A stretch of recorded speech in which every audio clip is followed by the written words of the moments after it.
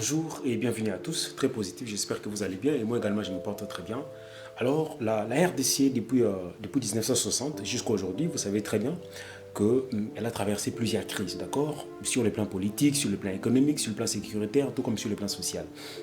Et aujourd'hui, nous sommes convaincus que malgré tous les efforts qui sont fournis, en tout cas les difficultés, que la plupart des difficultés auxquelles est confrontée la République du Congo, les causes remontent des années 60, des années 70, des années 80. Ça veut dire qu'il y a beaucoup d'actions qui avaient été entreprises antérieurement et qui malheureusement avaient plongé le pays dans une crise tellement profonde que nous continuons à subir les conséquences jusqu'à aujourd'hui. Mais cela n'a pas fait pour autant que le pays ne puisse pas avancer, même d'un seul pas. Certes, il y a eu quand même certains efforts qui ont été fournis d'une manière ou d'une autre pour pouvoir aider les pays à pouvoir avancer tant soit peu. Et effectivement, aujourd'hui, il y a eu quand même une certaine évolution. S'il faut établir une approche comparative par rapport aux années 60. Mais malheureusement, par rapport aux défis auxquels il faut relever, on constate qu'il y a toujours une inadéquation entre les deux. Ça veut dire entre les efforts fournis et puis les résultats obtenus, et puis le défi qu'il faut relever sur le plan de principe. Alors, lorsqu'il faut faire une analyse vraiment profonde et une analyse minutieuse, on se rend compte que les problèmes, ça c'est un point de vue personnel, ça veut dire que parmi les problèmes qui constituent les embûches, les guet-apens pour que ce pays continue à vivre ce genre de difficultés, il y a notamment la crise du management, la crise d'une approche managériale dans la gestion publique. Alors, qu'est-ce que je veux dire par là? Que vient faire le management dans la gestion publique? Avant que je continue, j'aimerais d'abord avancer deux ou trois définitions de quelques pensées parce que je ne suis pas le premier à pouvoir aborder ces concepts. Il y en a qui l'ont abordé antérieurement. Donc je prends deux ou trois auteurs pour que nous ayons une idée plus ou moins globale du sens conceptuel d'abord du management et ensuite nous allons établir les rapprochements avec la gestion publique. D'abord, je vais commencer par l'auteur qu'on appelle Peter Drucker. Peter Drucker a défini le management à sa manière. D'après Peter Drucker, le management, c'est quelque chose qui se rapporte à des êtres humains. Et sa tâche, son devoir, c'est de rendre les hommes capables de produire un résultat commun, de donner de l'efficacité à leurs capacités et de faire en sorte que les points faibles n'aient pas d'importance. Donc, lorsque vous analysez la définition de Peter Drucker, vous pouvez tout de suite conclure que Peter Drucker met beaucoup plus l'accent sur l'efficacité des capacités des hommes. D'abord, il considère que ce sont les hommes qui doivent intervenir, qui doivent être à la machine pour mieux organiser les organisations, mais l'accent qui doit être beaucoup plus mis sur leur efficacité, l'efficacité dans leurs capacités. Dans leur façon de faire, dans les actions qu'ils doivent entreprendre, dans les activités qu'ils doivent mener au sein de l'organisation. Ça, c'est l'approche de Peter Drucker. Mais il n'y a pas que Peter Drucker. Il y a par exemple Henri Fayol. Henri Fayol aussi avait donné une approche à sa manière. Et d'après Fayol, il considère que le management, c'est de la prévoyance, c'est de l'organisation, c'est du commandement, c'est de la coordination et du contrôle. Donc, d'après Fayol, il faut partir d'une certaine hiérarchie d'action qui commence par la prévoyance. Il faut une prévoyance, il faut une certaine organisation, il faut une coordination d'action et puis il faut un mécanisme de contrôle. Ça veut dire que ces penseurs considèrent qu'il n'y a que ces moyens qui peuvent permettre à une organisation de pouvoir avancer et arriver à atteindre effectivement ses objectifs.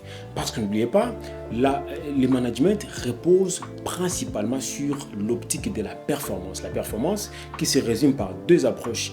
L'approche d'abord d'efficacité et puis l'approche d'efficience. D'efficacité, ça veut dire atteindre effectivement les objectifs qu'on s'est assignés initialement. Mais l'efficience, c'est-à-dire on atteint les objectifs mais avec des coûts qui sont raisonnables, avec des coûts qui sont soit faibles, voyez.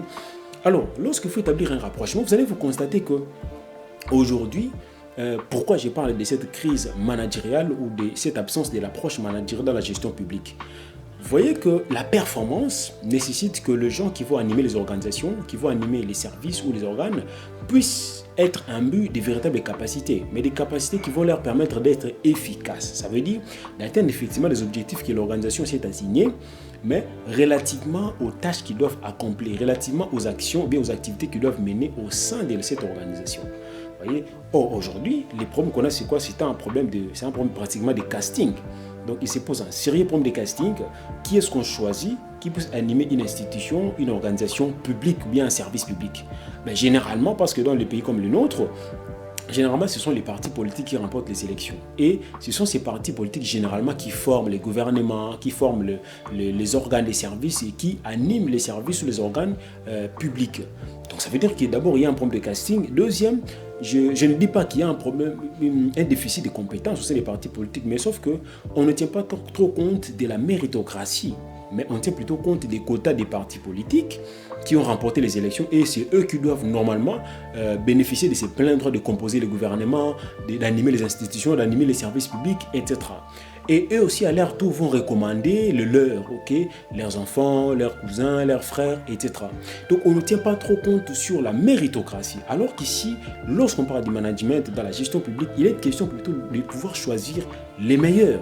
Donc, lorsque vous faites le casting, il faut qu'il y ait les meilleurs qui puissent être choisis et qui puissent être adoubés à des postes de responsabilité politique au niveau du gouvernement, au niveau du Parlement, au niveau d'autres services publics. Mais attention, on ne va pas prendre les gens parce qu'ils sont capables, parce qu'ils ont des compétences, etc. J'ai insisté beaucoup sur l'efficacité. Ça veut dire la capacité de pouvoir non seulement permettre à l'organisation d'atteindre ses objectifs, mais aussi que chacun, personnellement, c'est-à-dire relativement à ses tâches, à ses responsabilités, soit aussi efficace. Ça veut dire arrive à accomplir effectivement ce dont il est appelé à pouvoir accomplir au sein de l'organisation.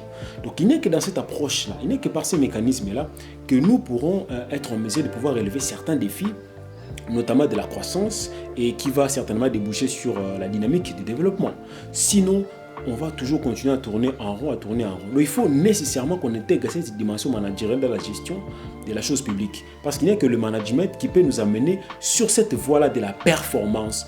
Les dirigeants politiques, les dirigeants des institutions publiques doivent être efficaces et doivent être efficients. Efficaces, ça veut dire doivent atteindre effectivement les objectifs des institutions ou des services qui constituent en fait des petites brèches, des objectifs globaux de l'ensemble du pays. Mais dans leurs tâches, dans leurs responsabilités, dans leurs actions, ils doivent répondre effectivement à ce dont ils sont appelés à pouvoir accomplir, à ce dont ils sont appelés à pouvoir répondre au sein de leurs services, au sein de leurs organisations, au sein de leurs institutions, au sein de leurs organes, des organes qu'ils animent bien sûr. Donc voilà un peu, malheureusement, il n'y a pas que la RDC, c'est pratiquement le problème de tous les continents africains. La crise du management, l'absence du management dans la gestion de la chose publique. Il n'y a pas de performance, les gens ne sont pas efficaces. Donc rien ne pourra changer. Donc aussi longtemps qu'on n'aura pas intégré cette dimension managériale, aussi longtemps qu'on n'aura pas pris en compte les managements dans la gestion publique, les choses ne changeront jamais. Okay? Les choses ne changeront pratiquement jamais.